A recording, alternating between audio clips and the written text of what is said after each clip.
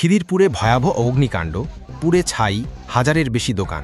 রবিবার রাত ১টার কিছু পরে খিদিরপুর বাজারে আচমকা আগুন লেগে যায়। ঘিঞ্জি এলাকা হওয়ায় মুহূর্তের মধ্যে আগুন ছড়িয়ে পড়ে। ঘটনাস্থলে যায় দমকলের ২০টি ইঞ্জিন। খিদিরপুরের অরফানগঞ্জ বাজারে মধ্যরাতে বিধ্বংসী অগ্নিকাণ্ড। অন্তত ১৩০০টি দোকান পুড়ে ছাই হয়ে গিয়েছে বলে দাবি ব্যবসায়ীদের। রাতেই ঘটনাস্থলে পৌঁছয় দমকলের ২০টি ইঞ্জিন।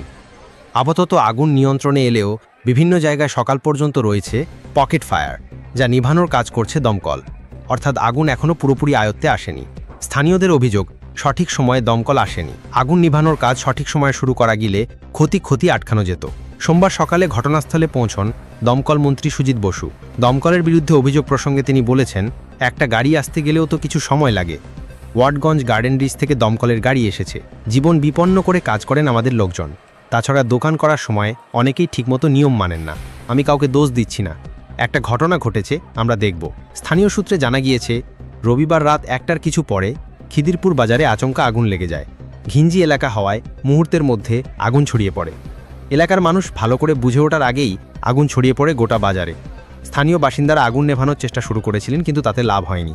অভিযোগ, থানা এবং দমকলের সঙ্গে যোগাযোগের চেষ্টা করা হয়েছিল, কিন্তু দমকল দেরিতে আসে।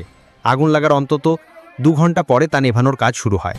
অভিযোগ, গঙ্গা থেকে পাম্পের মাধ্যমে জল এনে আগুন নেভানোর পরিকল্পনা ছিল দমকল কর্মীদের, কিন্তু সেই ব্যবস্থা করতে গিয়েই অনেকটা সময় কেটে যায়।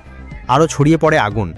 এখনও পর্যন্ত খিদিরপুর বাজারে আহতের কোনো খবর নেই, তবে বহু সম্পত্তি নষ্টের আশঙ্কা করা হচ্ছে।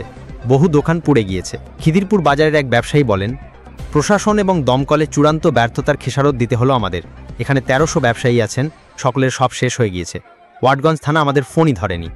আরও এক ব্যবসায়ীর কথায়, দমকল দেরিতে এলো, তারপরেও কাজ শুরু করতে পারল না। দমকলের কাছে নাকি জলই নেই। ওদের পাম্পে তেল ছিল না, তাই গঙ্গা থেকে জল তুলতে পারেনি।